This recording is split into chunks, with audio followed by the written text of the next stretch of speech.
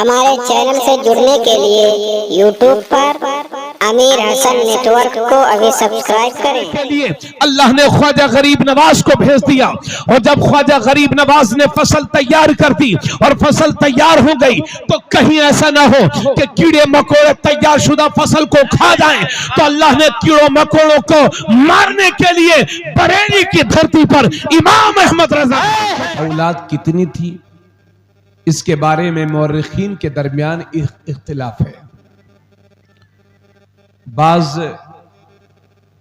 बाज हजरात ने यह कहा है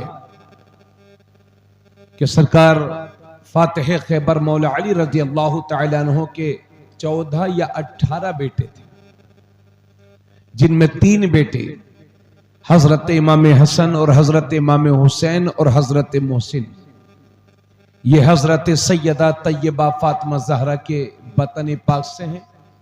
बाकी हजरत अली की तमाम औलाद हुजूर हजरत अली की दूसरी बीबियों से हैं।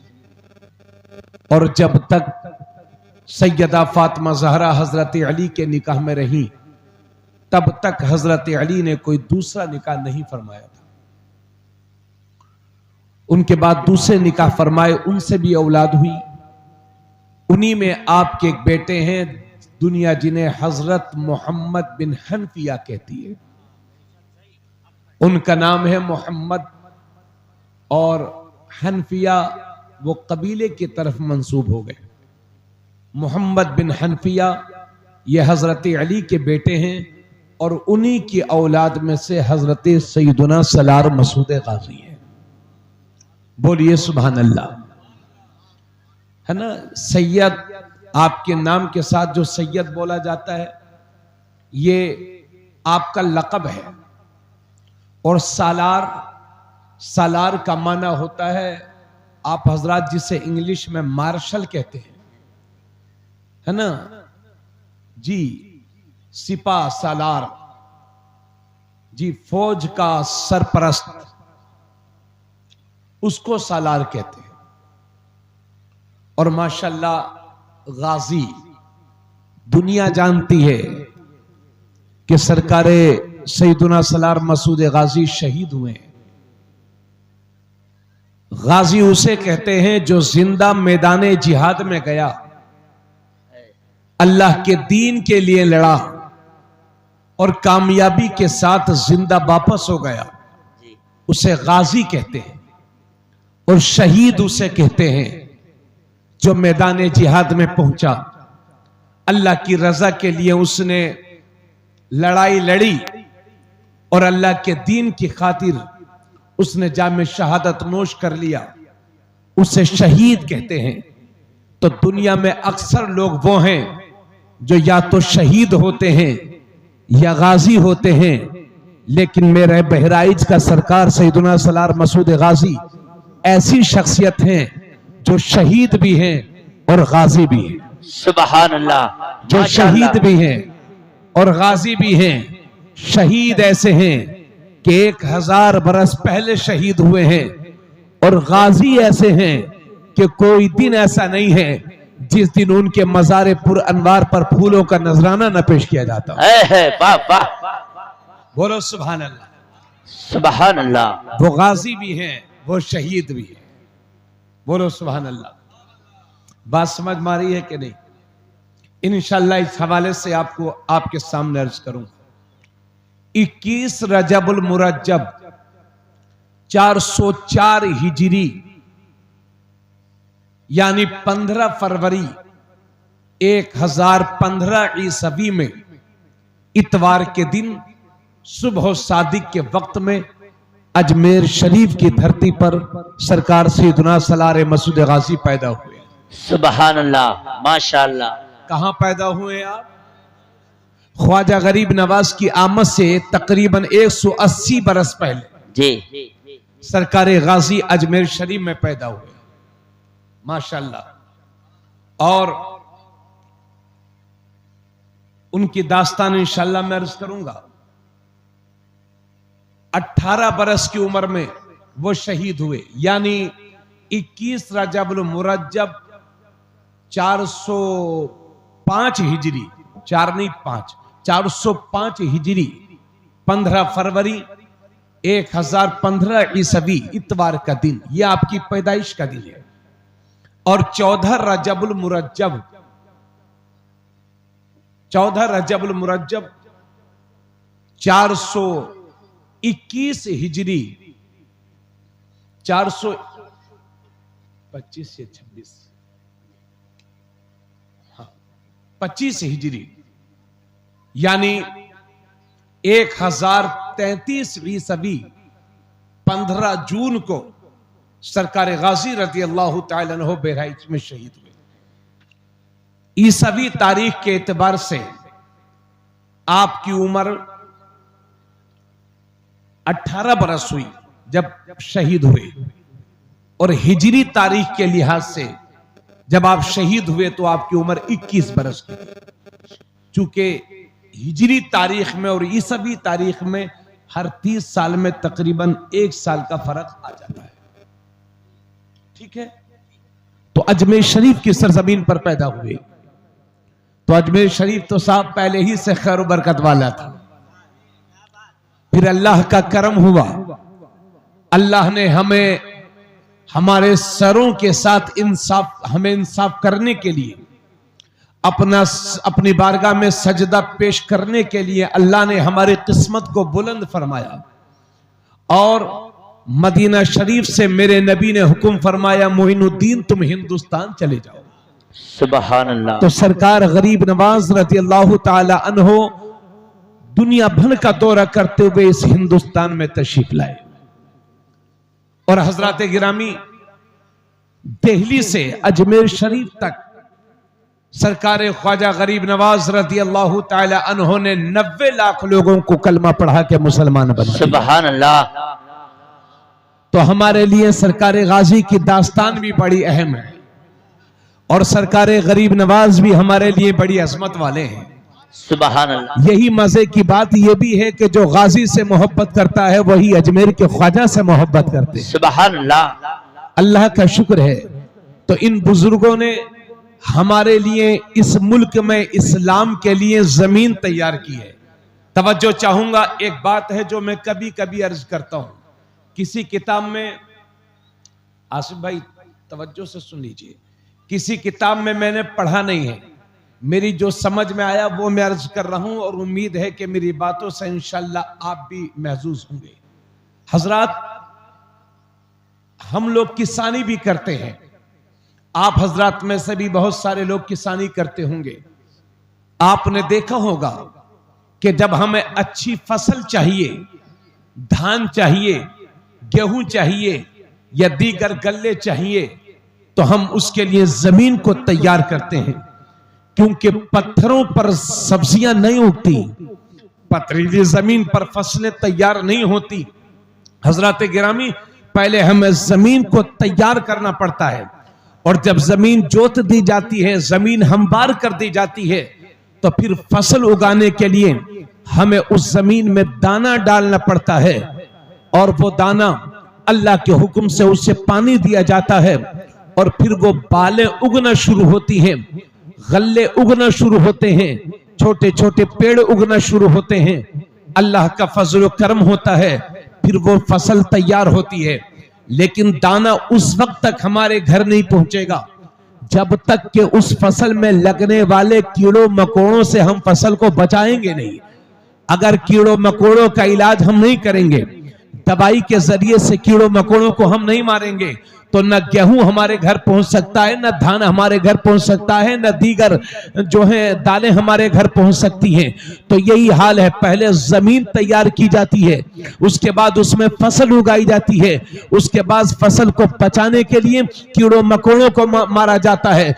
मुझे कह लेने दिया जाए, हिंदुस्तान की सरजमीन पर जब इस्लाम के लिए जमीन तैयारी करने की बारी आई, तो मेरे बहराइच के गाजी सरकार ने अपनी जान का नजराना दे करके इस मुल्क में इस्लाम के लिए जमीन तैयार की है।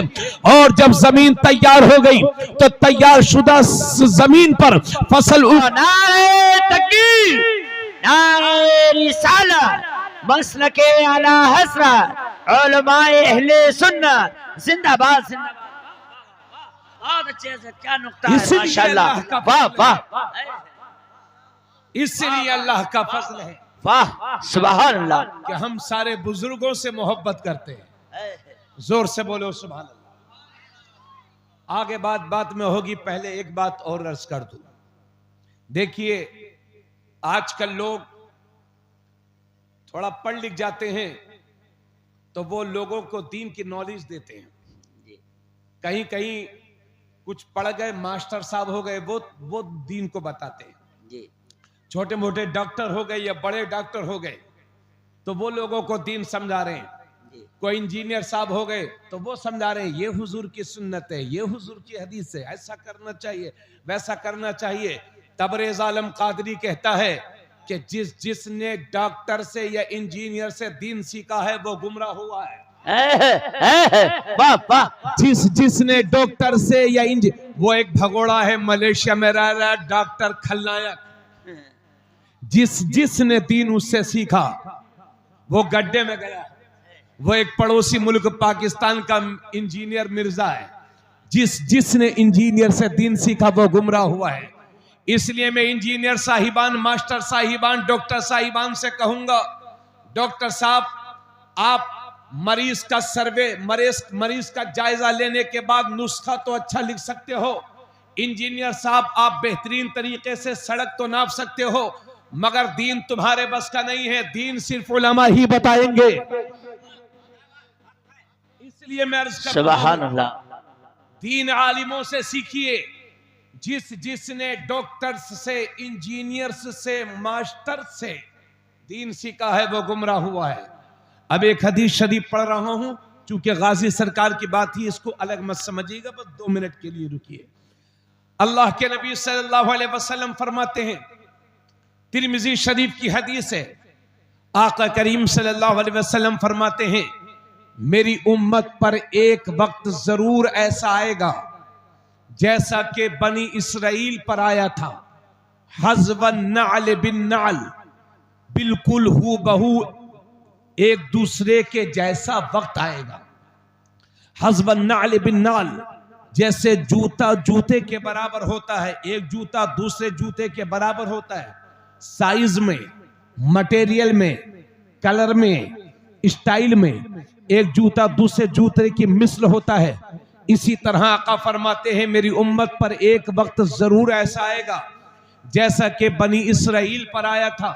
उसके बाद मेरे नबी फरमाते हैं, अगर बनी इसराइल में किसी ने अपनी माँ के साथ जिना किया था तो मेरी उम्मत में भी कोई ऐसा शख्स होगा जो इस बदफिली को अंजाम देगा।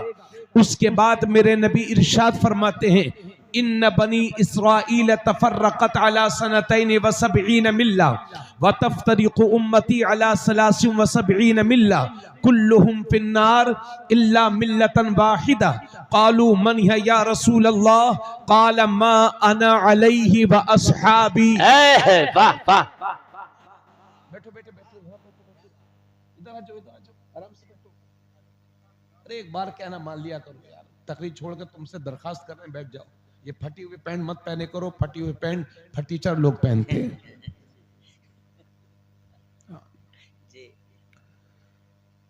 अब ये मत समझिएगा मौलाना फिरकेबाजी वाली बात कर रहे हैं, इसलिए मैं कह रहा हूं दीन डॉक्टर से मत सीखिए, इंजीनियर से मत सीखिए, दीन उलमा से सीखिए। वाह, ये तिरमिजी शरीफ की हदीस है। कुरान के बाद जिस किताब का सबसे बड़ा मकाम है वो है बुखारी शरीफ हदीस की किताब, उसके बाद है मुस्लिम शरीफ, उसके बाद है तिरमिजी शरीफ। अगर मैं झूठ बोल रहा हूं तो अल्लाह की लानत मुझ पर और मेरी नस्लों पर। अल्लाह के नबी सल्लल्लाहु अलैहि वसल्लम की हदीस है, तर्जमा सुनिए। अल्लाह के नबी फरमाते हैं, बनी इसराइल में 72 फिरके हुए थे और मेरी उम्मत में 73 फिरके होंगे। कुल्लुहुम फिन्नार इल्ला मिल्लतन वाहिदा, सब के सब फिरके दोज़खी होंगे सिवाय एक फिरके के। क़ालू मन है या रसूल अल्लाह? सहाबा ने अर्ज किया, या रसूल अल्लाह वो फिरका जो जन्नती होगा वो कौन सा होगा? अल्लाह के नबी ने फरमाया, मा अना अलैहि व अस्हाबी, जिस रास्ते पर मैं हूं और मेरे सहाबा, उसी रास्ते पर चलने वाले जन्नती होंगे। सुभान अल्लाह, सुभान अल्लाह, माशाअल्लाह। क्या फरमाया हुजूर ने? मेरी माँ बहनें भी सुनेंगी। जिस रास्ते पर मैं हूं और मेरे सहाबा, उसी रास्ते पर चलने वाले जन्नती होंगे। तो हुजूर के रास्ते को, हुजूर के तरीके को सुन्नत कहते हैं, और जमात से मुराद सहाबा और अहल माने वाले, अहले चोरी कुटिया वाले। तो मा अना अलैहि व अस्हाबी का तर्जुमा हुआ अहले सुन्नत वल जमात, यानी नबी के तरीके वाले, सहाबा के तरीके। वाह वाह वाह, समझ गए? जी हाँ, 72 फिर 73 होंगे। वहां 72 हुए थे, सबके सब दोज़खी। यहाँ 73 होंगे, सिर्फ एक फिरका जन्नती। यहाँ के भी 72 दोज़खी, एक फिरका जन्नती। पूरी तवज्जो चाहूंगा। और जो लोग हम पर इल्जाम लगाते हैं कि सुन्नी बरेलवी उलमा हरदम मुखालफत करते हैं, ये फिरकाबाजी करते हैं, ये बुराई करते हैं, मैं चैलेंज करके कहता हूं, दुनिया में अगर कोई फिरका ऐसा है जो किसी की बुराई नहीं करता, तो वो मजहब अहले सुन्नत वल जमात है। सुभान अल्लाह, वाह माशाअल्लाह। अब सुनिए दूसरे फिरकों के हाल। एक फिरका है अहले कुरान, ये चकड़ाला है, सूबा पंजाब में, पाकिस्तान में। वहां का अब्दुल्ला चकड़ालवी, वो इस फिरके का बानी है। उस फिरके का कहना यह है कि जो कुछ हम कुरान में है वही मानेंगे, हदीस की बात नहीं मानेंगे। अरे आसिफ साहब तवज्जो, उसने हदीस की बुराई की। और एक फिरका वो है जो रात भर अली अली करता है। अगर उसके सामने हजरत उमर का नाम ले दिया जाए तो उसे बुखार आ जाए। वो शिया है जो हजरत अली की तो तारीफ करेगा, बाकी सहाबा की तौहीन करता है। आपको खूब पता है। एक फिरका है खारजी, ये फिरका वो है जो हजरत अली को माज़ल्ला काफिर तक कह गया। अल्लाह का शुक्र है अपने मुल्क में नहीं पाए जाते। और आज एक नया नया फिरका निकल रहा है 2-3 साल से, वो है मौलाई। दमादम मस्त कलंदर अली का पहला नंबर, ये इस फिरके का नजरिया है। नेपालगंज में बहुत पैदा हो रहे हैं। ये सब कुरान नहीं पढ़, हम लेते हैं दीन कुरान से, और मौलाई दीन ले रहे हैं ईरान से। तवज्जो चाहूंगा, तवज्जो। और एक फिरका है अहले हदीस गैर मुकल्लिद। दुनिया में 4 इमाम हैं। दुनिया के सारे मुसलमानों का इस बात पर इत्तिफाक है कि चारों इमामों में से किसी एक की तकलीद कीजिए, उनकी तकलीद वाजिब है। हम लोग इमाम आजम अबू हनीफा हजरत नुअमान बिन साबित के मुकल्लिद हैं। इसी वजह से हम हनफी हैं। चारों इमामों में से हमारे इमाम इमाम आजम अबू हनीफा, नाम याद रखिए, हजरत नुअमान बिन साबित उनका नाम है। तो ये अहले हदीस ये कहते हैं हम चारों इमामों से किसी की तकलीद नहीं करेंगे। तो ये तकलीद की मुखालफत कर रहे हैं जी। ये हाथ यहां बांधेंगे जैसे हावड़ा का रेलवे स्टेशन हो। औरतें यहां हाथ बांधती हैं अहले हदीस। भाई एक तो शाफे लोग होते हैं जो केरला में पाए जाते हैं, वो भी यहां हाथ बांधते हैं, वो हक पर है। लेकिन ये आजकल के अहले हदीस हाथ बांधेंगे वहां जहां औरतें बांधती हैं। पैर इतना फैलाएंगे नमाज में जैसे हावड़ा जंक्शन हो। और अगर इन्हें कहीं जाना हो तो 3 दिन एडवांस पहले ही नमाज पढ़ लेते हैं जी।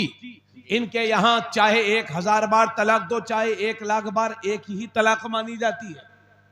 और सुनिए, इनके यहां मुर्गे की भी कुर्बानी हो जाती है जी। पता करिए आप। तो ये है अहले हदीस गैर मुकल्लिद। ये कहते हम किसी की तकलीद नहीं करेंगे, ठीक है। और एक फिरका वो है, आ गई शबे बरात, रवा हमारी, चीनी हमारी, मेवे हमारे, बर्तन हमारे, चूल्हा हमारा, पकाएं हम, नियाज दिलाएं हम, खाएं हम, बाद में बर्तन धुलें हम, लेकिन कुफ्र और शिर्क के फतवे जारी हो रहे हैं सहारनपुर से। अपने बच्चे का जन्मदिन मनाएं तो जायज, लेकिन हुजूर का मिलाद मना लें तो शिर्क व बिदअत। मैं चैलेंज करता हूं, आज तक किसी वहाबी की मस्जिद में आपने या अल्लाह तो लिखा देखा होगा, लेकिन या रसूल अल्लाह लिखा नहीं देखा। ये गाजी की मुखालफत करेंगे, ये ख्वाजा गरीब नवाज की मुखालफत करेंगे, ये इमाम हुसैन की सबील को हराम बताते हैं, ये शब बरात के हलवे को नाजायज कहते हैं, ये ख्वाजा की छठी को नाजायज और हराम कहते हैं, ये या रसूल अल्लाह कहने को बिदअत कहते हैं। मैं चैलेंज करता हूं, इसके अलावा कोई और फिरका दिखा दीजिए आप दुनिया में जो किसी की बुराई ना करता हो। दुनिया के सारे फिरके किसी न किसी बुराई में मुब्तला हैं, मगर वाहरे सुभान अल्लाह अहले सुन्नत वल जमात इमाम अहमद रजा के मानने वाले, अल्लाह का शुक्र है हम इमाम हुसैन की सबील भी लगाते हैं, हम शब बरात का हलवा भी बनाते हैं, हम गौसे आजम की बिरयानी 11वीं भी करते हैं, हम ख्वाजा गरीब नवाज की छठी भी करते हैं। अल्लाह का शुक्र है हम कुरान को भी मानते हैं, अल्लाह का शुक्र है हम हदीस को भी मानते हैं, अल्लाह का शुक्र है हम तकलीद भी करते हैं, अल्लाह का शुक्र है हम हजरत अबू बकर सिद्दीक को भी मानते हैं, हजरत उमर को भी मानते हैं, हजरत उस्मान गनी को भी मानते हैं, हजरत अली को भी मानते हैं, और हजरत अमीरुल मोमिनीन हजरत मुआविया हजरत अमीर मुआविया रदियल्लाहु ताला अन्हु को भी मानते हैं। हम हर वली को मानते हैं, हर सहाबी को मानते हैं, हर गौस को मानते हैं, हर कुतुब को मानते हैं, हर फातिहा में शरीक होते हैं, हम या रसूल अल्लाह भी कहते हैं, हम खड़े होकर सलातो सलाम भी पढ़ते हैं। दिखाए कोई वहाबी के सुन्नी किसी चीज की मुखालफत करते हैं,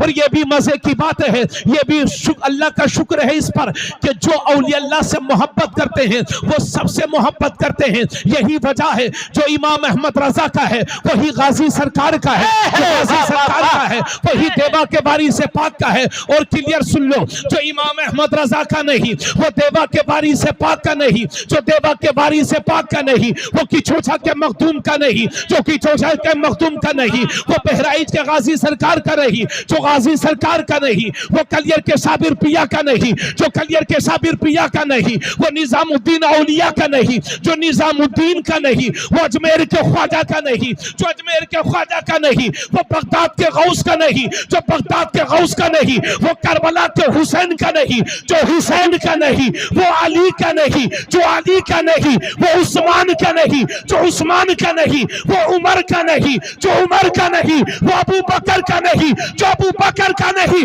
वो नबी का नहीं, और जो नबी का नहीं वो किसी का नहीं। वाह वाह वाह वाह वाह वाह वाह, नाए तकबीर, नाए रिसालत, उलमाए अहले सुन्नत, नाए तकबीर, जिंदाबाद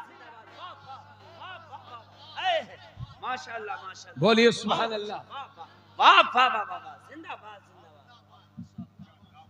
माशाअल्लाह, बहुत अच्छे से, वाह। इसलिए ऐसे रास्ते माशाअल्लाह, अल्लाह का शुक्र है बेशक हम सुन्नी तमाम वलियों से मोहब्बत करते हैं। बोलो भाई, क्यों भाई आप लोग बता तो सकते हो? चलो ठीक है ठीक है, जन्नत में भी ऐसे किनारे खड़े किए जाओगे तुम लोग, अल्लाह करे जन्नत के किनारे में जगह मिल जाए, यही बहुत है। अल्लाह आप सबको हम सबको जन्नत में आला मकाम अता। खैर जहां भी बैठे आप सुने मोहब्बत से, अल्लाह ताला आप सबको जज़ाए, कम से कम सुने बैठ के, अल्लाह का शुक्र है। उन लोगों से बेहतर हैं जो घरों में बैठ सो रहे हैं और गाजी सरकार का जिक्र सुनने का वक्त भी उनके पास नहीं है। अल्लाह ताला आपकी बस्ती को सलामत रखे, आमीन। तो ये है हमारे गाजी, अल्लाह का शुक्र है। एक बात आपको बड़ी मोहब्बत के साथ बताऊं, सरकार गाजी उनका नाम है सैयद सलार मसूद, मसूद नाम है, सैयद लक़ब है, और सलार ये आपका ओहदा है। गाजी के बारे में मैंने आपको बता दिया। उनके वालिद का नाम है हजरत साहू सलार गाजी, और माँ का नाम है हजरत सत्र मुअल्ला, और आपके मामू जान का नाम है हजरत महमूद गजनवी। सुभान अल्लाह, बोलो बोलो बोलो, ये वही महमूद गजनवी हैं वाह वाह, कि जिनके दरबार में एक शख्स रहते थे, अयाज नाम था उनका। अयाज खुद अल्लाह के नेक बंदे थे, हजरत महमूद गजनवी जहां बहुत बड़े हाकिम थे, वहां अल्लाह के नेक बंदे थे। सुन लीजिए मेरी बात, सब नहीं सुन सकते उनका जिक्र, आप सुन लीजिए, बात समझिए। एक दिन उनके दरबार में हजरत अयाज बराबर रहते थे, उनके खास वजीर थे। अयाज के बेटे भी वहीं रहते थे। और दिन जब हजरत महमूद गजनवी अयाज के बेटे को पुकारते थे तो कहते थे, नाम लेकर पुकारते थे। एक दिन ऐसा हुआ कि हजरत महमूद गजनवी ने अयाज के बेटे को पुकारा तो नाम नहीं लिया, बल्कि कहा, अयाज के बेटे इधर आओ। उधर हजरत अयाज ने सुना तो दिल को बड़ी तकलीफ हुई, कहीं मेरे बेटे से बादशाह सलामत की शान में कोई गुस्ताखी तो नहीं हो गई। अफसुर्दगी के आलम में पूरा दिन गुजर गया। हजरत महमूद गजनवी समझ गए कि अयाज के चेहरे पर परेशानी जाहिर हो रही है। तो हजरत महमूद गजनवी ने फरमाया, अयाज क्यों परेशान हो? तो हजरत अयाज कहते हैं, हुजूर परेशानी की बात यह है कि मेरा बेटा जो आपके दरबार में रहता है, और दिन जब मेरे बेटे को आप पुकारते थे तो नाम लेके पुकारते थे, आज जब आपने मेरे बेटे को पुकारा तो नाम नहीं लिया, बल्कि कहा, अयाज के बेटे इधर आओ। हुजूर कहीं मेरे बेटे से कोई गुस्ताखी तो नहीं हो गई? मैं इसलिए परेशान हूं कि मेरे बेटे ने कोई गुस्ताखी तो नहीं कर दी। तो हजरत महमूद गजनवी फरमाते हैं, अयाज बात यह नहीं है, बात यह है कि जिस वक्त मैं तेरे बेटे को आज पुकार रहा था उस वक्त मेरा वुजू नहीं था, क्योंकि तेरे बेटे के नाम में मोहम्मद आता है और मेरी गैरत को यह गवारा नहीं कि बगैर वुजू अपने आका का नाम अपनी जबान पर। वो है हजरत महमूद गजनवी, माशाअल्लाह। मचल के बोलिए सुभान अल्लाह। सरकारे मसूद गाजी रजी अल्लाह तआला अन्हु के सगे मामा और हजरत गाजी सरकार के नाना हजरत सुल्तान सुबतगीन, क्या? हाँ, सुबतगीन मालूम है, कोई सुबुक्तगीन कहता है, बहरहाल सुबतगीन है। हाँ, कभी कभी मेरे जबान से कुछ और भी निकल जाए। ये सुबतगीन ये तुर्की जबान का लफ्ज है जिसका माना उर्दू में आता है शहजादा।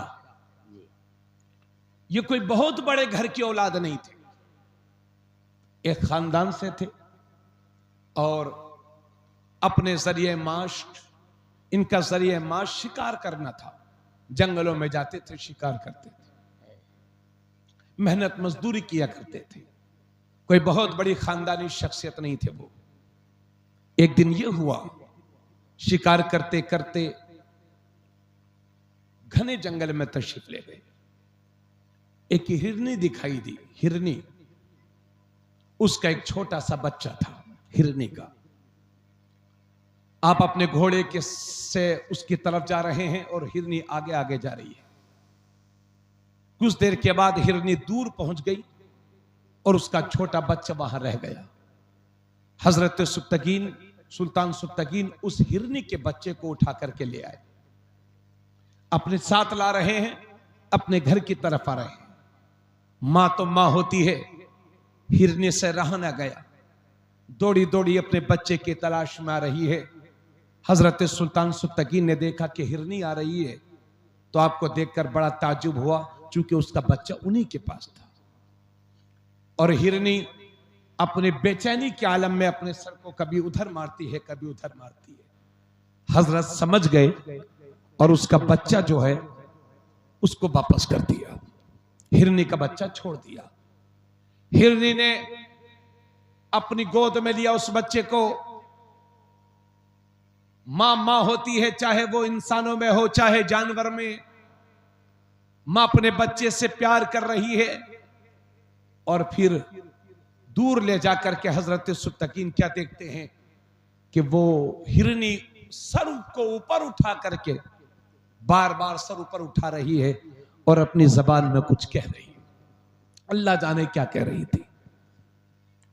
अल्लाह को यह अदा पसंद आई। हजरत सुल्तान सुबतगीन रात को आकर के सोए, किस्मत बेदार हुई, रहमतों वाले मुस्तफ़ा जाने रहमत ख्वाब में तशरीफ लाए और फरमाया, सुतगीन तूने कि हिरनी पर बेज़बान जानवर पर रहम किया है, अल्लाह ने तुझ पर रहम फरमा दिया है और तेरी यादा हमको बहुत पसंद आ गई है। अल्लाह ने इसके बदले में तुझे सल्तनत अता फरमाई है। और ए सुबतकीन, जिस तरह से तूने हिरनी के बच्चे पर रहम किया था, ऐसे ही मखलूक खुदा पर भी रहम करना। है वाह। बेदार हुए, बेदार हुए, किस्मत भी बेदार हुई। शुरू में एक फौज के सिपाही बने और उसके बाद चूंकि साहिब शुजात थे, बहादुर थे, हुनर था, फन था, उसके बाद सिपा सलार बन गए। चूंकि बड़े बहादुर थे, उस दौर का बादशाह वहां का था अलबतकीन। जी, अलबतकीन कहते हैं, कुछ लोग उलबतकीन कहते हैं, बहरहाल वो भी एक तुर्की जबान का लफ्ज है।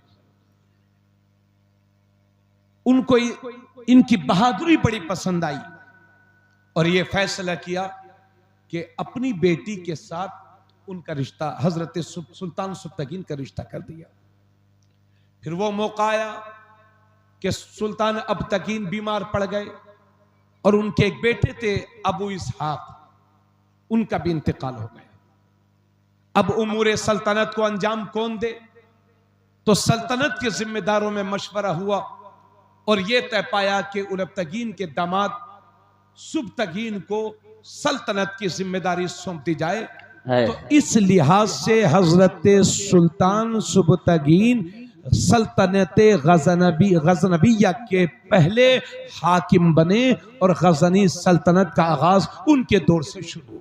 बेशक 366 हिजरी यानी 977 ईसवी को ये पहले हाकिम बने।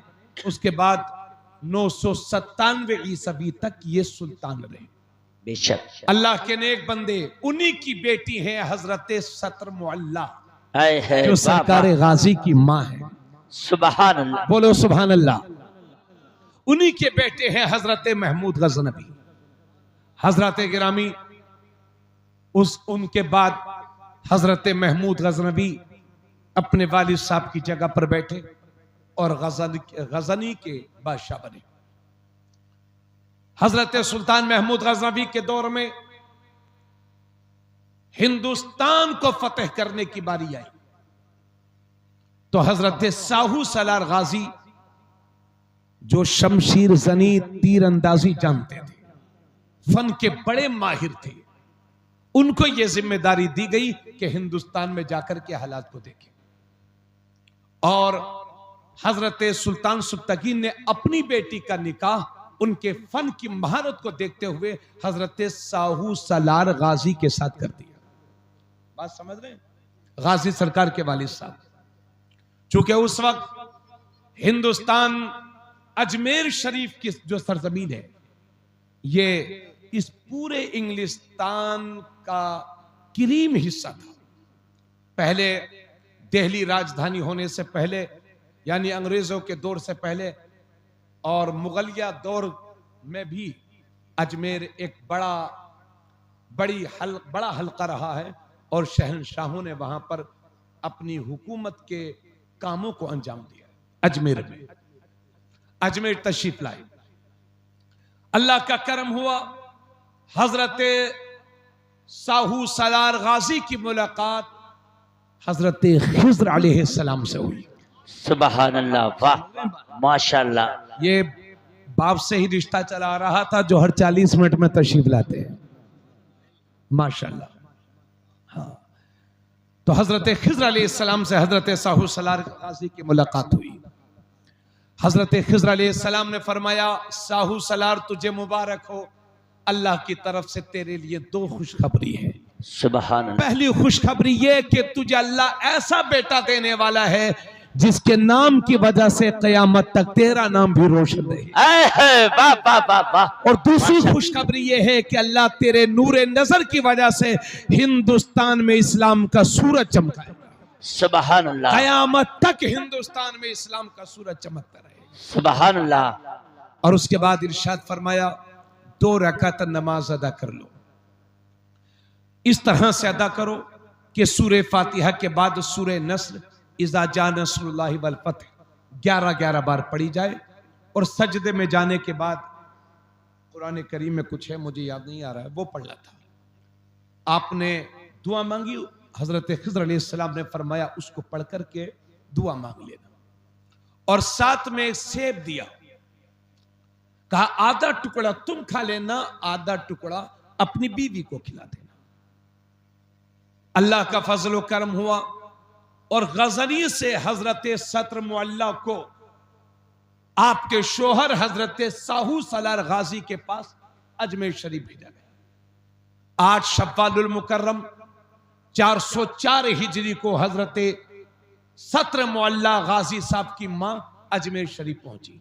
सुभान अल्लाह। और नबी जब अल्लाह का करम हुआ वो तशरीफ लाई तो वो आधा सेब हजरत साहू सलार गाजी ने खाया और आधा सेब हजरत सत्र मुअल्ला ने खाया। बेशक। और उसी नबी तारीख में अल्लाह के फजलो करम से वो नूर मसऊद हजरत साहू सलार की पुश्त से मुंतकिल होते हुए हजरत सत्र मुअल्ला के बतने मुबारक में पहुंचा। और 21 रजबुल मुरज्जब 505 हिजरी को अजमेर शरीफ की सरजमीन पर हजरत सैयदना सलार मसूद गाजी पैदा हुए। सुभान अल्लाह। ऐसी शख्सियत कि जब 4 साल 4 महीने 4 दिन के हुए तो बच्चों को पहली बार बिस्मिल्लाह शरीफ पढ़ाई जाती है। तो उसका इंतखाब हुआ हजरत सैयदना इब्राहिम बारा हजारी, जिनका मजार शरीफ भी बहराइच शरीफ में है। ये बारा हजारी फौज में एक ओहदा होता था उस जमाने में।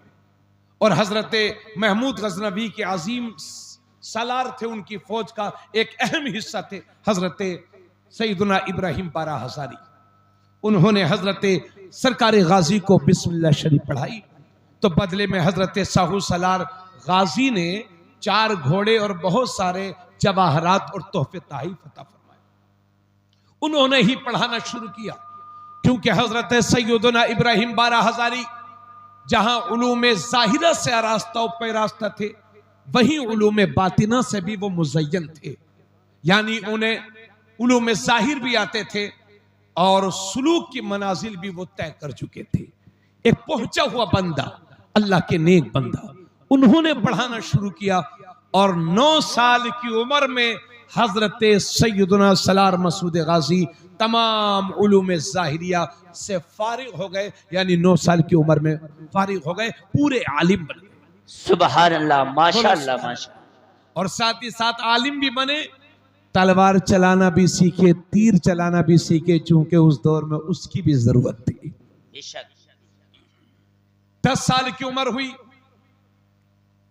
और उसी दौर में कन्नौज का राजा अजय जयपाल, उसकी हुकूमत चूंकि वो लोगों पर जुल्म कर रहा था, उसकी सल्तनत का खात्मा करने के लिए हजरत महमूद गजनवी अजमेर शरीफ आए। पहली बार अपने भांजे हजरत सैयदना सलार मसूद गाजी को देखा, बहुत खुश हुए और अपने साथ कन्नौज फतेह करके अपने साथ वापस गजन ले गए। आपकी मां को भी ले गए। फिर चंद दिनों के बाद वहां अपने बेटे से ज्यादा मोहब्बत हजरत सैयदना सलार मसूद गाजी से हजरत महमूद गजनवी किया करते थे। चंद दिनों वहां कयाम करने के बाद आप वापस अजमेर शरीफ तशरीफ लाए हजरत सैयदना सलार मसूद गाजी। और कुछ बात मैं कहने वाली नहीं होगा। बड़ी बड़ी फतेह हासिल हुई, अल्लाह का शुक्र है जी। उसके बाद 10 साल की उम्र में वो वाक़या भी पेश आया। बुजुर्गों ने लिखा है कि एक दिन आप शिकार करने के लिए तशरीफ ले गए थे। शिकार से जब वापस हो रहे थे तो देखा एक दरख्त के नीचे शेर बैठा हुआ है। वाह। आपने देखा शेर तो अपने वालिद साहब से कहा आप तशरीफ ले जाएं। खुद तलवार लेकर घोड़े पर बैठे शेर के पास पहुंचे, आंखों से आंखें मिली। शेर ने छलांग लगाकर आपको जख्मी करना चाहा, पलट के फातह खैबर मौला अली मुश्किल कुशा के शहजादे ने ऐसा तलवार से हमला किया कि शेर को काट के 2 टुकड़ों में कर दिया। वाह वाह वाह माशाअल्लाह। एक शुजाअत और बहादुरी के चर्चे होने लगे। हजरत साहू सलार गाजी ने अल्लाह का शुक्र अदा किया और खैरात तकसीम की कि अल्लाह ने मेरे बेटे को इतना नवाजा है। बेशक अल्लाह का शुक्र है। वो सरकार गाजी तशरीफ लाए 18 साल की उम्र में, और यहां वो मुस्लिम फरमा रवा हाकिम की हैसियत से थे। बनारस जौनपुर तक वो सिक्का जो हजरत महमूद गजनबी के नाम का था, वो सिक्का हजरत सैयदना सलार मसूद गाजी ने राइज कर दिया था। फिर हजरत की शहादत हुई और उस वक्त से लेकर आज तक हजरत का मजार शरीफ अल्हम्दुलिल्लाह खैर व बरकत का फैजान वहां से जारी हो रहा है।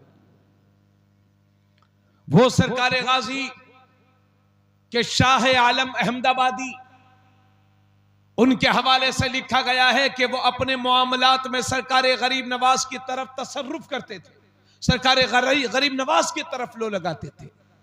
तो सरकार गरीब नवाज की तरफ से जवाब मिलता था, शाह आलम तुम अपने मामलात को हल करने के लिए बहराइच के मसूद गाजी के पास चले जाओ।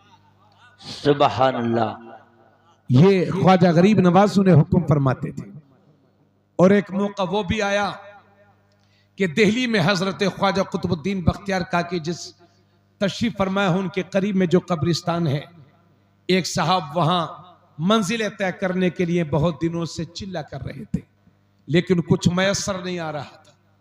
तो एक कोड़ी शख्स बहुत दिनों से वहां कुछ दुआएं मांग रहा था, अल्लाह मुझे इस मर्ज से शिफा अता फरमा।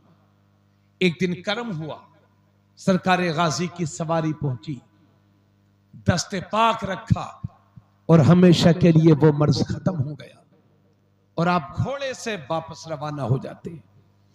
उस शख्स ने कहा, ओ जाने वाले जरा अपना नाम तो बता दो। तो फरमाते हैं, दुनिया मुझे सलार मसूद गाजी कहती है।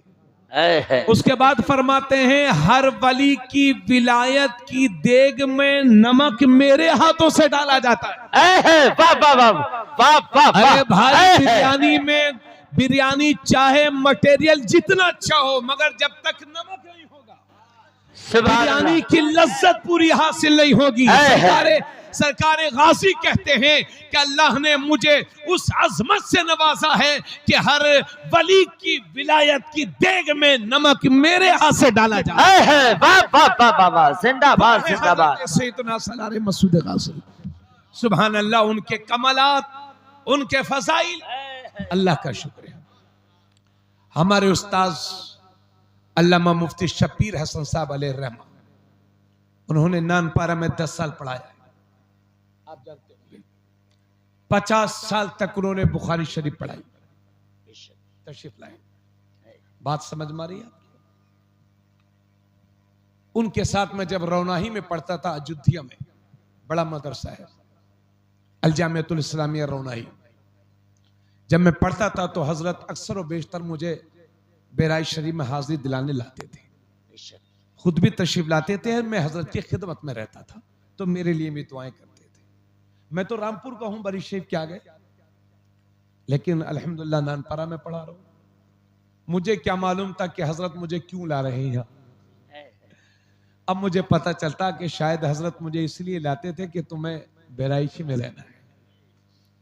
तो हजरत फरमाते थे कि मैं एक बार हाजिरी दे रहा था और उस वक्त तंगदस्ती का दौर था।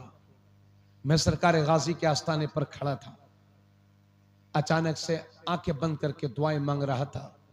एक कागज का रुपया नोट मेरे हाथों में, मैंने आंखें खोली तो मेरे हाथों में मौजूद था। मुफ्ती साहब फरमाते हैं कि उस नोट को मैंने संभाल कर रख लिया, मेरे घर में रखा हुआ है। फरमाते हैं उस दिन से आज तक मेरे घर में कभी तंगदस्ती नहीं आई है।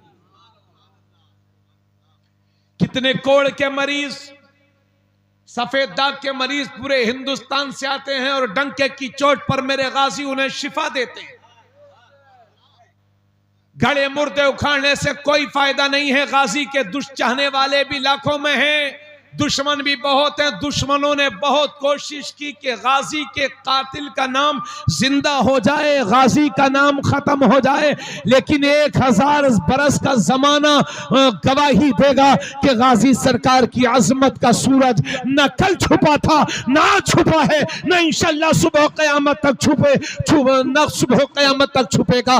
गाजी की अजमत पर उंगली उठाने वाले खुद मर गए, जमाना उन्हें भूल गया, लेकिन मेरे गाजी का सिक्का आज भी चल रहा है। वहां हिंदू भी आते हैं, वहां मुसलमान भी आते हैं, वहां सिख भी आते हैं, हर फिरके के लोग आते हैं, हर जात के लोग आते हैं, हर धर्म के लोग आते हैं, और जिसने गाजी से दिल से मांगा मेरे गाजी ने उसे दिया।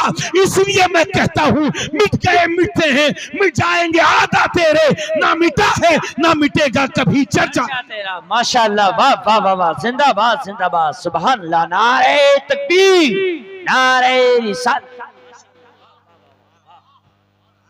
फिरोज शाह तुगलक बड़ा अकीदतमंद था, बड़ी कोशिश कर रहे थे कहीं फतहयाबी की, लेकिन कामयाबी नहीं मिल रही थी। आपकी मां के ख्वाब में किसी ने बताया कि बहराइच चले जाओ, वहां मन्नत मांग लो। फिरोज शाह तुगलक बहराइच आए, कामयाबी मिली। अल्लाह ने गाजी सरकार के तवस्सुल से उन्हें कामयाबी अता फरमाई और हमेशा के लिए वो इस दयार के गुलाम हो गए। बहुत सारे काम करवाए उन्होंने। सरकार गाजी की एक सदरी पाक रखी हुई है, जिस पर शहादत के वक्त आप ज़ेब-ए-तन फरमाए हुए थे। उसको खुर्दबीन से जब देखते हैं, एक होता है दूरबीन, एक होता है खुर्दबीन, करीब से, तो कुरान की आयतों के तार लगे हुए हैं, कुरान की आयतें उस सदरी में दिखाई देंगी। फिरोज शाह तुगलक ने सोचा कहीं ऐसा ना हो कि दीमक इसे चाट जाए और मुरूर जमाना के साथ सदरी का नामो निशान मिट जाए। तो फिरोज शाह तुगलक ने चूंकि शहंशाह थे, उन्होंने उसी जैसी एक दूसरी सदरी बनवाई। अल्लाह की शान के उस सदरी को दीमक चाट गई और वो गाजी की सदरी आज भी बहराइच में मौजूद है। वाह वाह वाह वाह वाह वाह वाह, माशाअल्लाह। ये अल्लाह वालों की बातें हैं भाई, अल्लाह वालों के किस्से हैं। जितना सुनोगे इंशाअल्लाह ईमान में उतनी ही ताज़गी आएगी। लखनऊ के करीब में एक कस्बा है अमेठी, एक तो जिला अमेठी है, एक कस्बा अमेठी है। वहां एक बुजुर्ग है हजरत मखदूम बंदगी मियां, उनका मजार शरीफ है वहां पर। तो वो उनका एक हज्जाम था, नाई था, बाल काटने वाले। आप हजरात में से अगर कोई हो, बिरादरी आजकल होती है तो बुरा न जानिएगा, हज्जाम कहते हैं। तो हर साल वो हफ्ते में एक दिन मुकर्रर था उनका, हजरत बंदगी मियां के पास वो जाते और हजरत का खत बनाते और हजरत के नाखून तराशते। एक बार ऐसा हुआ कि वो जिस दिन जाते थे उससे एक दिन पहले ही पहुंच गए वो हज्जाम। कहा हजरत आज ही आप खत बनवा लीजिए, कल मुझे बहराइच शरीफ जाना है, सुभान अल्लाह, गाजी सरकार का उर्स है, मुझे वहां जाना है। अच्छा, तो आपने फरमाया हर साल तो जाते ही हो, इस साल नहीं जाओगे तो क्या हो जाएगा, मत जाओ इस साल। कहा नहीं हजरत, आप चाहे बनवाओ या ना बनवाओ, मुझे बहराइच शरीफ जाना है। कहा अच्छा, जब अकीदत देखी तो कहा एक काम करो, एक खत लिखा और वो खत उस हज्जाम को दिया। कहा जब बहराइच शरीफ जाकर के अपने कामों से फारिग हो जाओ, हाजिरी से फारिग हो जाओ और जो मरासिम है उन्हें अदा कर लो, तो फिर फला बाग में फला वक्त चले जाना। एक शख्स घोड़े के साथ आएगा, घोड़े पर सवारी करते हुए आएगा, उस शख्स को यह खत दे देना। वो हज्जाम बहराइच शरीफ आए, हाजिरी दी और वहां से फारिग हुए और उसी बाग में जो हजरत बंदगी मियां ने बताया था, उसी बाग में ये साहब पहुंच गए। देखते हैं थोड़ी देर के बाद एक घोड़े पर एक मुबारक नूरानी शख्सियत वाली, नूरानी चेहरे वाली शख्सियत तशरीफ लाती है। उन्होंने सलाम किया और जब उन्होंने सलाम किया तो ये घबरा करके इधर उधर देखने लगे। तो उन्होंने फरमाया बंदगी मियां ने जो खत दिया है वो खत लाओ। वाह वाह बंदगी मियां ने जो वाह खत दिया है वो खत्म है। और फिर खत की दूसरी तरफ घोड़सवार ने अपनी बात लिख दी। कहा जब यहां से वापस जाना तो बंदगी मियां को ये कागज दे देना, मेरे खत दे देना। वो हज्जाम वापस हुआ, हजरत बंदगी मियां के यहां पहुंचा। हुजूर मैं वहां गया था तो वो मैंने खत दे दिया और फिर उन्होंने ये खत आप तक पहुंचाया है। कहा अच्छा। कहा हुजूर ये तो बता दीजिए वो कौन थे। तो हजरत बंदगी मियां ने कहा तुम हर साल जानते हो, पहचानते नहीं हो क्या हजरत? नाम तो अरे जिनके पास जानते हो कि हजरत वो गाजी मियां थे। कहा हाँ। कहा हुजूर फिर मुझे पहले ही बता दिया होता, उनसे कुछ मांग लेता मैं। बड़ा खुश हुआ। कहा तुम्हारा ज़र्फ इतना ही था तो मैं दीदार हो गया, यही बहुत है, इससे ज्यादा तुम्हारे बस का नहीं था। कहा अच्छा। बड़े अफसोस के साथ कहा हुजूर चलिए वो बात तो जो हुआ वो हुआ, ये बता दीजिए कि खत में लिखा क्या है, मजमून बता दीजिए, खत में लिखा क्या है। तो बंदगी मियां पढ़ कर के सुनाते हैं कि मैंने ये लिखा था कि सरकारे गाजी मियां तुम हर साल अपने लाखों हजारों चाहने वालों को क्यों परेशान करते हो, लोगों को आने जाने में परेशानी होती है। तो खत की पुष्ट की तरफ वापस सरकारे गाजी ने लिखा था बंदगी मियां जब तुम एक चाहने वाले को न रोक सके तो मैं लाखों चाहने वालों को कहते हैं। वाह वाह वाह वाह वाह, जिंदाबाद जिंदाबाद, माशाल्लाह माशाल्लाह, अल्हम्दुलिल्लाह। बहुत अच्छे। वाह है।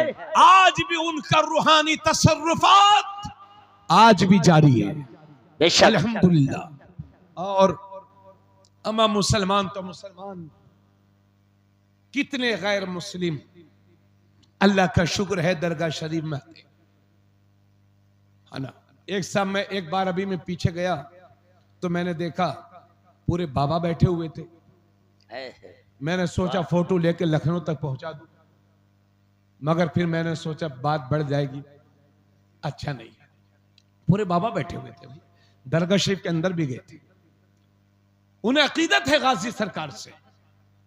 गाजी सरकार के विसाल के तकरीबन 1 सदी तक मुस्लिम सलातीन ने वहां कोई खास काम नहीं किया था। 1 सदी के बाद ये तामीरात के काम वहां शुरू हुए थे गाजी सरकार की शहादत के बाद। और मुस्लिम सलातीन के काम करने से पहले जिला बहराइच में कोई जगह है नगरोर, नगरोर, वहां एक शख्स था, गवाल था, दूध बेचने वाला। वो मजहबन हिंदू थे, गवाल, देखने में बड़े अच्छे, बड़ा अच्छा, सेहतमंद, तंदुरुस्त, और उसकी बीवी भी निहायत खूबसूरत, सेहतमंद, तंदुरुस्त जी।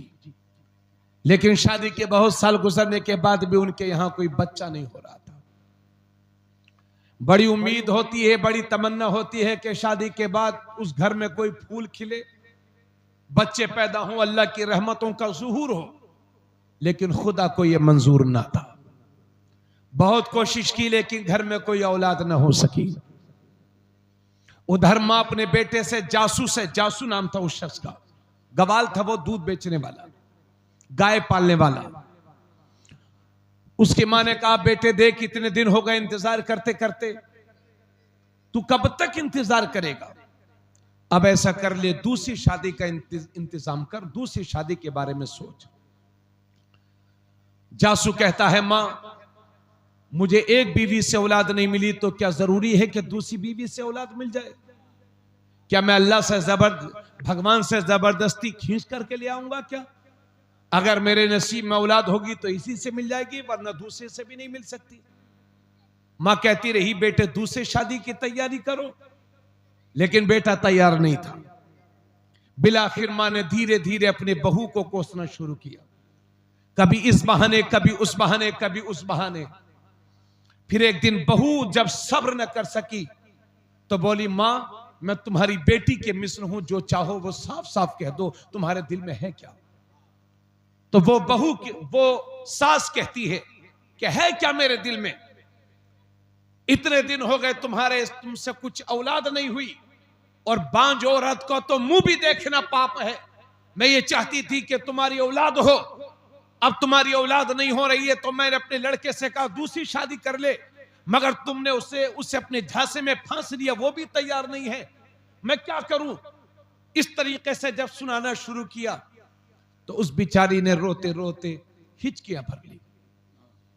नतीजा यह निकला कि सास ने इतनी सुनाई, इतनी खरी खोटी सुनाई कि एक दिन मजबूरी के आलम में उसे घर छोड़ना पड़ा। घर से निकली रोती हुई, दिल टूटा हुआ था। सरकार गाजी के आस्ताने से गुजर रही थी वो औरत। गाजी सरकार के मजार के खादिमों ने देखा कि वो औरत रो रही है। कहा खातून तुम किस लिए रो रही हो? पूरा माजरा बयान किया। कहा खातून परेशान ना हो, इस दर पे भीख मांग ले, मुमकिन है ये तेरे झोली को भर दे और तेरी मुराद को पूरा फरमा दे। दुखों की मारी हुई थी, तंज सही हुई थी, अकीदत तड़पे हुए दिल के साथ सरकार गाजी के आस्ताने पर रो रो करके दुखड़े सुनाए। उधर उसका शोहर जब घर पहुंचा तो पता चला कि बीवी चली गई है। वो भी पीछा करते करते देखा कि मजार शरीफ पर मेरी बीवी बैठी है, वो भी सरकार गाजी के आस्ताने पर हाजिर हुई। दोनों लो लगा करके गाजी सरकार से इस्तिमदाद कर रहे हैं, सरकार गाजी से औलाद की तलब कर रहे हैं। अल्लाह का करम हुआ, रोते रोते हिचकियां भरी, दिल टूटा हुआ था। गाजी सरकार से मांगा, अल्लाह का करम हुआ, घर गए, उसी दिन हमल ठहरा और 9 महीने के बाद सरकार गाजी की दुआ से और उनके करम से अल्लाह ने उस घर में लड़का अता फरमाया। सुभान अल्लाह, माशाअल्लाह, माशाअल्लाह। तारीख बताती है ये पहला शख्स है जासू कि जिसने सरकार गाजी की जो मजार शरीफ जो सादा था उसे बुलंद किया। यह अकीदत का इजहार है। आज भी सच्चे दिल से जो लोग मांगते हैं, मेरे गाजी की रूहानियत उन पर करम करती है। इसलिए लोगों, गाजी की जात एक ऐसी जात है जो हिंदुस्तान के मुसलमानों के लिए नायाब हीरा है। अगर सरकार गाजी की जात ना होती तो मालूम नहीं हिंदुस्तान वालों को कलमा नसीब भी होता कि नहीं। और शहादत 18 साल की उम्र में शहीद हुए। अब 18 साल के नौजवानों, जरा अपनी नौजवानी का मुहासबा करो। अक्सर औकात सरकार गाजी तहज्जुद पढ़ा करते थे रात में, सुनन और नवाफिल का एहतमाम, 5 वक्ता नवाफिल का एहतमाम, गरीबों की मदद और हुकूमत की जिम्मेदारियां, ये उनकी आदतें करीमा थी। लोगों, उनके अंदर एक जज्बा था दीन की खिदमत करने का। सिर्फ गाजी सरकार के नाम से जलसा करा देना ही हल नहीं है। गाजी सरकार के को बेहतरीन खिराज अकीदत ये होगा कि जिस रास्ते पर सरकार गाजी चल रहे थे उसी रास्ते पर हमें भी चलना होगा। माशाअल्लाह, माशाअल्लाह। मैं बहुत सारी जगहों पर कह रहा हूं, आपसे भी कहता हूं, आज भी कह रहा हूं, जब हम अपने नौजवानों को देखते हैं तो हमें बड़ी नाउम्मीदी का सामना करना पड़ता है। हम अपने छोटे छोटे बच्चों को देखते हैं, वो बालों को कलर करा लेते, कोई नीला कोई पीला। कुछ बच्चों को देखते हैं वो कान छिदवा के दुनिया पहने घूमते हैं। अल्लाह ने मर्द बनाया लेकिन वो औरतों की मुशाबत इख्तियार करते हैं। अल्लाह के नबी सल्लल्लाहु अलैहि वसल्लम फरमाते हैं, अल्लाह के नबी सल्लल्लाहु अलैहि वसल्लम ने उन मर्दों पर लानत फरमाई है जो औरतों की मुशाबहत इख्तियार करें, और उन औरतों पर लानत फरमाई है जो मर्दों की मुशाबहत इख्तियार करें। इसलिए चोरी कुटिया वालों, बेटी बेटियां हैं, अगर पैसा आ जाए तो बेटियों को जींस पहनाने की नापाक जुर्रत मत करना। तवज्जो चाहूंगा, हम ये देख रहे हैं। और हमारा नौजवान जब 15 साल का होता है तो हम उसे 50,000 रुपए का मोबाइल लेकर के दे देते। 18 साल का हुआ नौजवान हमारा तो हमने 1 लाख की उसे मोटरसाइकिल खरीद के दे दी। मैं कभी अल्हम्दुलिल्लाह पूरे यूपी भर और मुल्क के मुख्तलिफ सूबों में अल्लाह मुझे मौका इनायत फरमाता है दावत दीन का, खिदमत दीन का, तकरीर के सिलसिले में अल्लाह का शुक्र है पूरे मुल्क का दौरा होता है। मैं कभी रात के 4 बजे आता हूँ, कभी 5 बजे नानपारा पहुँचता हूँ, कभी 6 बजे। मैं देखता हूं कि सुबह सुबह दूसरी कौमों के नौजवान सड़कों पर दौड़ रहे हैं, रनिंग कर रहे हैं, वर्जिश कर रहे हैं। उनसे पूछिए तो वो कहेंगे हजरत हमें आर्मी में भर्ती होना है, हमें पुलिस में भर्ती होना है। तो ये दूसरी कौमों के जो बच्चे हैं जो अपने मिशन की तरफ जा रहे हैं, अपने टारगेट की तरफ जा रहे हैं, और मेरी कौम का नौजवान रात के 12 बजे तक सोता है और सुबह के 10 बजे तक पड़ा रहता है। याद रहे, जिस कौम का कोई मिशन होता है वो सुबह के 10 बजे तक नहीं सोया करते। तुम्हारा एक मिशन है, अगर इसी तरह से सोते रहे तो दुनिया हमेशा के लिए तुम्हें सुला देगी, तुम्हारे नामो निशान मिट जाएंगे। इसलिए ख्वाब गफलत से बेदार हो जाओ। अल्लाह के नबी सल्लल्लाहु अलैहि वसल्लम फरमाते हैं, जो सुबह सुबह बाजार की तरफ जाता है तो वो शैतान का झंडा लेकर के जाता है, और जो सुबह सुबह मस्जिद की तरफ जाता है तो वो अल्लाह के दीन का झंडा लेकर के जाता है। इस मजलिस से पाक में आए हो तो ये फैसला करके जाओ कि गाजी सरकार की सीरत को अपनाना है, और चाहे जितनी भी दुश्वारी आ जाए इंशाअल्लाह ना फजर छोड़ना है, ना असर छोड़ना है, ना जोहर छोड़ना है, ना मगरिब छोड़ना है, ना ईशा। माशाअल्लाह माशाअल्लाह, वाह। बड़ी नाउम्मीदी के साथ मुझे कहना पड़ता है, जब हमारे बच्चे 18 साल के होते हैं तो हम देखते हैं कि 1 लाख की मोटरसाइकिल पर बैठे हुए बाप ने बेचारे ने सऊदी अरबिया मुंबई से दिल्ली से पैसा भेज रहा है, कभी कभी नाश्ता नहीं करता बाप कि अपने बच्चे के लिए पैसे भेज दूंगा ताकि मेरा बेटा एक खुशहाल जिंदगी गुजार सके। इधर ये 1 लाख की मोटरसाइकिल पर बैठा हुआ है, कानों में लीड लगी हुई है, 5 गुट 2-4 गुट के मुंह में है और 2-4 गुट के जेब में रखे हुए हैं, हाथ में कड़ा पहने हुए हैं, गले में जंजीर पहने हुए हैं, फटी हुई पैंट पहने हैं, कानों में लीड लगी हुई है। किसने सिखा दिया फटी हुई पैंट? नारा लगाते हो हुजूर का और तर्ज जिंदगी अपनाते हो हुजूर के दुश्मनों की। तुम्हारा नारा यह होता है, यह है मेरे नबी की शान, बच्चा बच्चा है कुर्बान। तो आप नबी पर कुर्बान कहां हैं? आप तो मुंबई के फिल्मी स्टार पर कुर्बान हो, उस फहशकार पर कुर्बान हो। अगर वो बाली पहन रहा है तो आप भी बाली पहन रहे हैं, अगर उसने हाथ में कड़ा पहन लिया है तो आपने भी हाथ में कड़ा पहन लिया है, अगर उसने फटी हुई पैंट पहन ली है तो आपने भी फटी हुई पैंट पहन ली है। याद रहे, फटे हुए कपड़ा पहनना यह नहूसत की अलामत है, और फटे हुए कपड़े को पैबंद लगाकर पहनना यह तुम्हारे नबी की सुन्नत है। अब तुम्हें यह फैसला करना होगा, अब तुम्हें यह फैसला करना होगा कि तुम्हें सुन्नतों के रास्ते पर चलना है या फिर फटीचर पैंटे पहन करके फटीचर बनने का सबूत पेश करना है। माफ कीजिएगा, ये मैं मजाक नहीं उड़ा रहा हूं, मगर यही हाल है हमारे नौजवानों का। इन्हें कोई परवाह नहीं, मुंह में गुटके, कान में लीड, हाथ में कड़ा, यानी न छोटे पर शफकत का पता है, न बड़े का अदब पता है, न उलमा की इज्जत जानते हैं, न किसी को सलाम करना जानते हैं, न नमाज पूरी याद है, न ये रोजा रखते हैं, न गुस्ल के फराइज जानते हैं, और कभी कभी तो चेहरा देख के नहीं लगता ये किसी मुसलमान का बच्चा है। वज़ा में तुम हो न सारा तो तमद्दुन में हुनूद, ये मुसलमान है कि जिन्हें देख के शर्माए यहूद। एक तरफ तो ये हाल है, और दूसरी तरफ हाल ये है कि कभी हरियाणा में, कभी पंजाब में, कभी राजस्थान में चंद गुंडे मिलकर के हमारे बच्चों को जबरदस्ती घेर लेते हैं और हमारे बच्चों से जबरदस्ती नारे लगवाते हैं, कुफरिया नारे लगवाते हैं, शिरकिया काम करवाते हैं। अल्लाह तुम्हारी जानो माल की हिफाजत करे, मेरी भी जानो माल की हिफाजत करे। मगर ए लोगों, अपने बच्चों को ये नसीहत किया करो कि बेटे जिंदगी में चाहे जितना भी बड़ा नुकसान उठाना पड़े उठा लेना, मगर अपने ईमान का सौदा कभी ना करना, इसलिए कि घर टूट जाएगा दोबारा बना लोगे, मोबाइल गुम हो जाएगा दोबारा खरीद लोगे, मगर ईमान जाये हो गया तो कुफ्र की जिंदगी, जिल्लत की जिंदगी है। इसलिए चोरी कुटिया वालों, अल्लाह का वास्ता दे करके कहता हूं, अल्लाह तुम्हारी जानो माल की हिफाजत करे, मेरी भी जानो माल की हिफाजत करे, मगर कोई गारंटी नहीं कि कब किसके साथ क्या हो जाए। अल्लाह ना करे ऐसे हालात का सामना अगर आपको करना पड़ जाए तो खुदा का वास्ता दे करके कहता कहता हूं कि जिंदगी की आखिरी सांस तक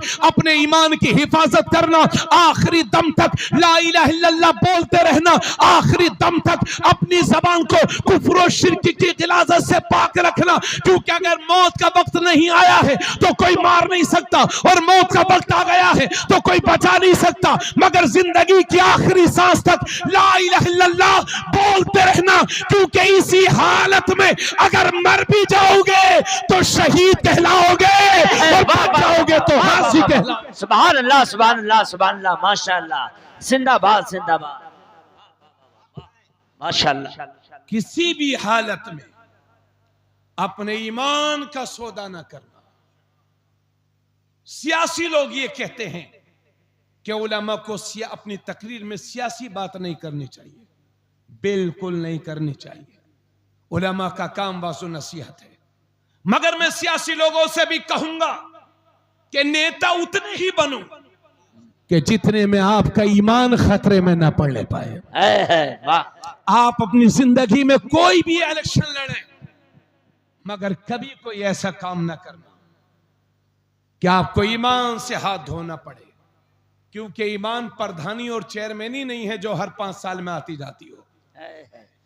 ईमान जाय हो गया तो कुफ्र की जिंदगी जिल्लत की जिंदगी है। इसलिए अपने ईमान को बचाओ। मैं ये कह रहा था, अब तकरीर बहुत देर हो गई हमको, शहादत। मैं ये कह रहा था कि जिंदगी में कभी भी ऐसा मौका आ जाए, अल्लाह ना करे, मगर आज के दौर में कोई पता नहीं, कभी भी ऐसा मौका आ जाए तो जिंदगी की आखिरी सांस तक ला इलाहा इल्लल्लाह कहते रहना, क्योंकि अगर उसी हालत में मर जाओगे तो शहीद कहलाओगे, और बच जाओगे तो, बोलिए आप बोलिए, बच जाओगे तो गाजी कहलाओगे, मर जाओगे तो शहीद कहलाओगे।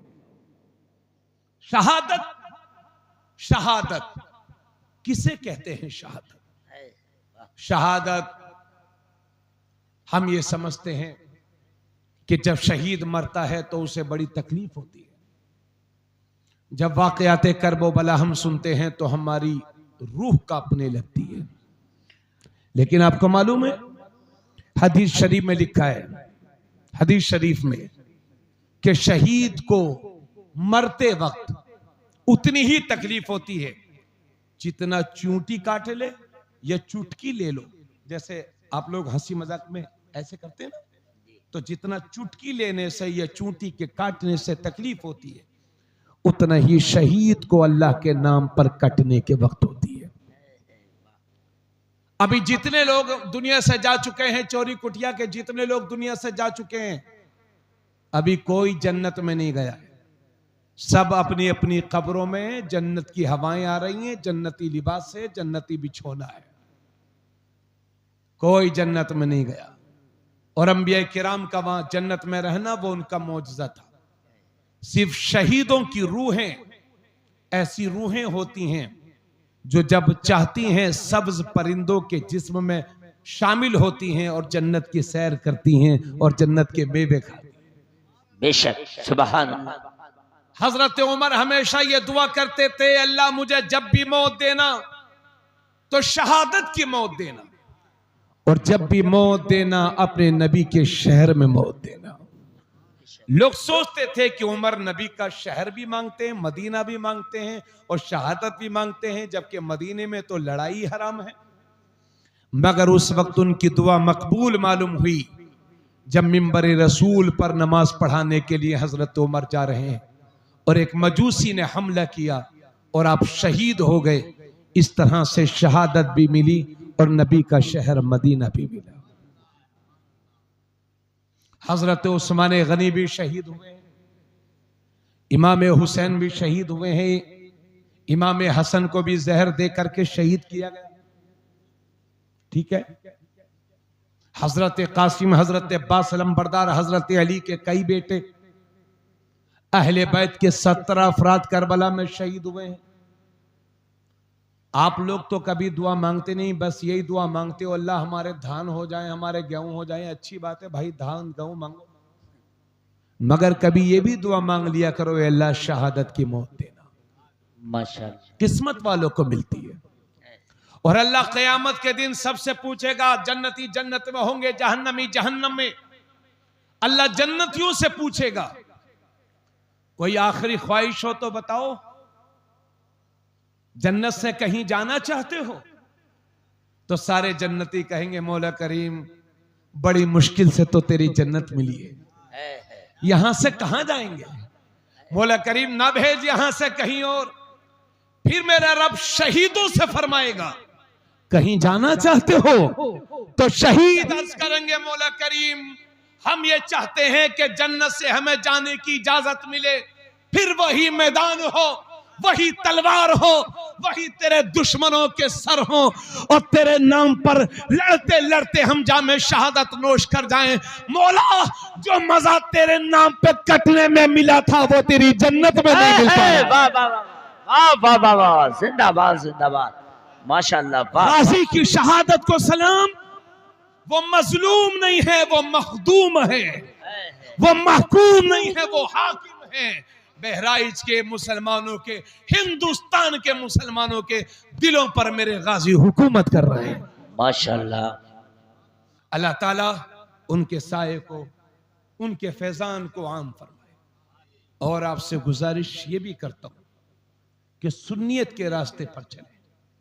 आजकल ये हर जगह ऐसा हो गया है, चूंकि काफी देर भी हो गई, सर्दी बहुत हो रही है, हमारे यहां आमतौर पर यह देखा जा रहा है कि लोग बड़े धड़ल्ले के साथ वहाबियों में शादी करने से परहेज नहीं कर रहे, और उसके बाद कहते हैं मौलाना साहब वहाबियत बहुत फैल रही है, शादी करें आप, रोके मौलाना साहब, ये नाइंसाफी है। इसलिए अभी 2-3 दिन पहले एक सुन्नी लड़की का इंतकाल हुआ, घर वाले सब सुन्नी और ससुराल वाले सब वहाबी इल्ला माशाअल्लाह। नतीजा ये निकला, न फातिहा न दुरूद। तो मैं आपसे अर्ज करूंगा, सिर्फ दावत तक का मसला नहीं है, जनाजों की शिरकत का मसला है। कहीं ऐसा ना हो कि बेटी दे करके बेटी का अकीदा भी खराब कर दो। इसी वजह से अल्लाह के नबी सल्लल्लाहु अलैहि वसल्लम फरमाते हैं, तुनकहुल मरअतु लिअरबइन लिमालिहा वली हसबिहा वली जमालिहा वली दीनिहा फज़फर बिज़ातिद्दीन। अल्लाह के नबी फरमाते हैं, किसी भी लड़की से जो निकाह किया जाता है तो 4 वजहों से किया जाता है। लिमालिहा, या तो इस वजह से कि लड़की मालदार बहुत है, इस वजह से शादी हो रही है कि अगर लड़की इससे शादी हो जाएगी तो उसकी वजह से हमें माल मिल जाएगा ससुराल से।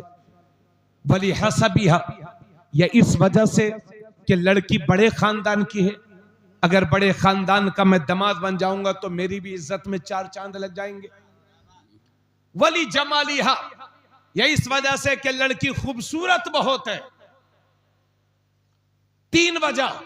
चौथी वजह नबी फरमाते हैं, चौथी वजह जब किसी औरत की शादी होती है, वली दीनिहा, या इस वजह से कि लड़की दीनदार बहुत है। हुजूर फरमाते हैं, फज़फर बिज़ातिद्दीन, तुम दीनदार लड़की से निकाह करो, कामयाब हो जाओगे। सुभान अल्लाह, माशाअल्लाह। ये हदीस पाक में है साहब, कोई किस्सा कहानी नहीं, आला दर्जे की हदीस है। हजरत उमर बिन खत्ताब 8-10 साल हुकूमत की उन्होंने। उनके दौरे हुकूमत में इस्लाम को जबरदस्त फायदा हुआ, कई मुल्कों पर इस्लामी परचम लहराए। अमेरिका के एक मुफक्किर ने कहा था कि अगर दुनिया में 10 साल हजरत उमर और जिंदा रह जाते तो दुनिया के कोने कोने में सिर्फ और सिर्फ इस्लाम होता। वो उमर, मेरे नबी फरमाते हैं, अगर मेरे बाद कोई नबी होता तो उमर बिन खत्ताब होते। कई मुल्कों पर हजरत उमर बिन खत्ताब ने इस्लामी परचम लहराया है। बड़े बड़े शहंशाह उनकी दस्तबोसी किया करते थे।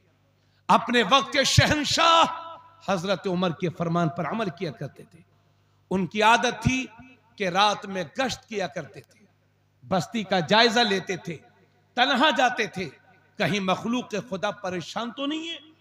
जो गरीब होता था, जिसके घर बच्चों की रोने की आवाज आती थी भूख की वजह से, अमा मियाँ वो 1400 साल पहले का दौर था, फाके हुआ करते थे लोगों को।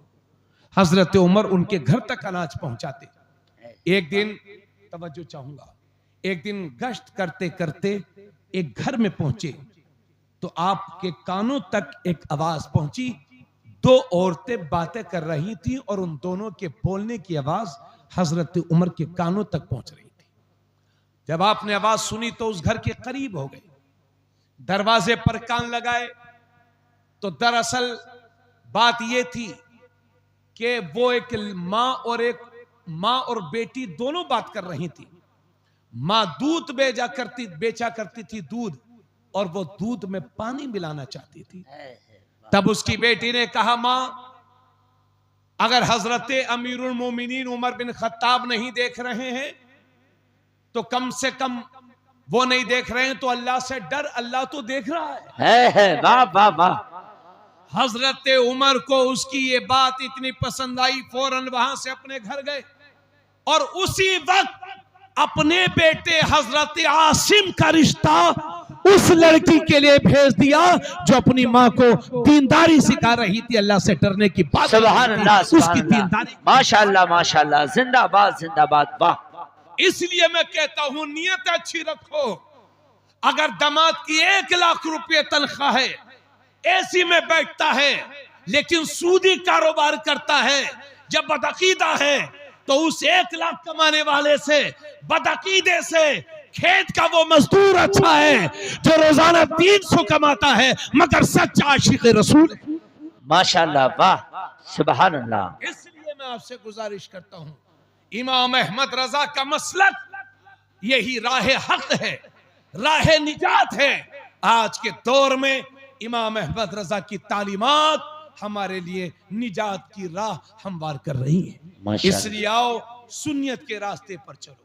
वहाबियों के पीछे नमाज नहीं होती, इसलिए उनके पीछे नमाज पढ़ के बर्बाद ना करो। न उनकी बेटी दो, न उनकी बेटी लो, ये हम सब की जिम्मेदारी बनती है। अल्लाह, और 5 वक्त की नमाज इंशाल्लाह पढ़ेंगे ना, तौबा करके जाइए। जिंदगी का कोई भरोसा नहीं। ये सांस, ये दो सांसें मैं ले रहा हूं, ये अब कयामत तक दोबारा पलट के नहीं आएंगी। चौरी कुटिया के कब्रिस्तान में 50 साल पहले, 100 साल पहले कौन कौन लोग थे, आज आप उनका नाम तक नहीं जानते होंगे। दुनिया ऐसे हमें ही भूल जाएगी। कितने बच्चे नौजवान इस समाज में ऐसे होंगे कि जिन्हें अपने परदादा के नाम मालूम नहीं होंगे। परदादा तो छोड़िए, किसी किसी को तो दादा का भी नाम मालूम नहीं। जी, वो लोग भी थे जब वो बोलते थे तो 4 आदमी उनकी बातों को सुना करते थे। आज वो दुनिया से चले गए तो उनकी कब्र पर फातिहा पढ़ने वाले भी मौजूद नहीं है। इसलिए मेरे अजीज, अल्लाह से खौफ करो। ठंड का मौसम चल रहा है, अच्छे खासे नौजवान अटैक आ जा रहा है और दुनिया से चले जा रहे हैं। अभी 3 साल पहले अहमदाबाद में एक 39 साल के मुसलमान डॉक्टर थे, बेहतरीन दाढ़ी, 1000 से ज्यादा उन्होंने दिल के ऑपरेशन किए थे, हार्ट सर्जन थे वो।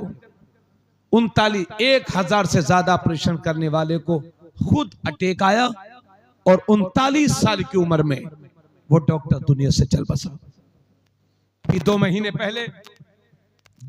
पहले मारहरा शरीफ में हजरत सैयद हैदर बरकात, जो हजरत सैयद अमीन मियां साहब किबला के सगे भतीजे और उनके सगे भाई हजरत अफजल मियां अलैहि रहमा के बेटे, 28 साल के थे, नायब तहसीलदार थे ग्वालियर में। अचानक से रात के 4 बजे अटैक आया और 28 साल नौजवान को मौत ने अपनी आगोश में ले लिया। इसलिए हमेशा के लिए यहां कोई नहीं आया है। बहुत ज्यादा हिर्स मत रखिए, दुनिया का लालच मत रखिए, किसी पर जुल्म न कीजिए, घमंड न कीजिए, तकब्बुर न कीजिए। बड़े बड़े घमंड वालों के घमंड टूट गए, बड़े बड़े जालिमों के पंजे मरोड़ दिए गए। इसलिए अल्लाह से डर मेरे भाई, अल्लाह का खौफ करो। कहीं ऐसा ना हो कि कब्र में हुजूर देखें तो अपना चेहरा फेर ले। इसलिए जीते जी आका करीम सल्लल्लाहु अलैहि वसल्लम की सुन्नतों को चेहरे पर सजाओ, 5 वक्त की नमाज पढ़ो, अपनी घर छोटे बनाओ शादियों को सस्ता करो, बहुत सस्ता करो, कम से कम खर्च में कर लो और अपनी हैसियत से पढ़ करके अपने बच्चों को पढ़ाओ और लिखाओ। इसलिए कि आने वाला वक्त जिहालत का वक्त नहीं है, आने वाला वक्त इल्म का वक्त है। सत्ता की चाबियां उसी कौम के हाथ में होंगी जिस कौम के नौजवान के पास कलम और किताब की ताकत होगी। इसलिए वे ख्वाब गफलत से बेदार हो जाओ, शादियों में फजूल खर्ची बंद करो, पैसा बचाओ, अपनी हैसियत से बढ़ करके अपने बच्चों की पढ़ाई पर खर्च करो। लेकिन इस दुनिया के सारे स्कूल्स, दुनिया के सारी यूनिवर्सिटीज, दुनिया के सारे कॉलेजेस ये डिग्री होल्डर बनाते हैं और कुरान बेहतरीन इंसान बनाता है। इसलिए सब कुछ पढ़ाइए मगर अपने बच्चों को कुरान जरूर पढ़ाइए, उन्हें दीनदार बनाइए, हुजूर की मोहब्बत अपने बच्चों को सिखाइए, बुजुर्गान दीन के रास्ते पर चलाने की कोशिश कीजिए, अपने घरों में नूरानी माहौल कायम करिए। सैयदा फातिमा ज़हरा की जो कनीज़ें बैठी हैं, मेरी बहनें, मैं इनसे गुजारिश करता हूँ कि बुजुर्गों की माओं का पर्दा बड़ा खूब था, तुम भी पर्दे के साथ रहा करो, है ना। गले में रुपट्टा डाल करके गांव में मत टहला करो। हर उस शख्स से कि जिससे औरत का निकाह हो सकता है वो उसके लिए गैर महरम है। हर गैर महरम से तुम्हारे लिए पर्दा जरूरी है। तुम्हारे लिए उसके सामने बेपर्दा होना ये गुनाहों का सबब हुआ करता है। इसलिए अपनी बहन बेटियों को पर्दे की ताकीद करो, अपनी बेटियों को इस्लाम सिखाओ, अपने बच्चों को दीनी तरबियत दो, बुजुर्गों के रास्ते पर चलाओ, वहाबियत से बचाओ, शराबियों से बचाओ, झूठों से बचाओ, अल्लाह के नेक बंदों के रास्ते पर चलाओ। सरकार गाजी की दास्तानें सुनाओ, उन्हें हौसला दो, शुजाअत दो, हिम्मत दो, ताकि तुम्हारे बच्चे नया इतिहास लिख सकें, नई तारीख लिख सकें। मायूस ना हो, फिक्र न करो, ये बादल हैं, छट जाएंगे। इस्लाम का उजाला सुबह क़यामत तक जारी रहेगा। मेरी कौम, तू अपना रास्ता सीधा कर ले। अगर रास्ते में पत्थर भी होंगे तो अल्लाह मोम बना देगा, कांटे भी होंगे तो फूल बना देगा। आज भी हो इब्राहिम सा ईमा पैदा, आग कर सकती है अंदाज़े गुलिस्ता पैदा। कि मोहम्मद से वफा, तूने तो हम तेरे हैं, ये जहां चीज है चलो हो कलम तेरे हैं। फानूस बन के जिसकी हिफाजत हवा करे, वो शम्मा कब बुझे जिसे रोशन खुदा करे। नूरे खुदा है कुफ्र की हरकत पे खंदसन, फूंकों से ये चराग बुझाया ना जाएगा। इस्लाम जिंदाबाद, सुन्नियत जिंदाबाद, सैयदुना सलार मसूद गाजी जिंदाबाद, इमाम अहमद रजा जिंदाबाद। वमा अलैना इल्लल बलाग। अस्सलामु अलैकुम व रहमतुल्लाह।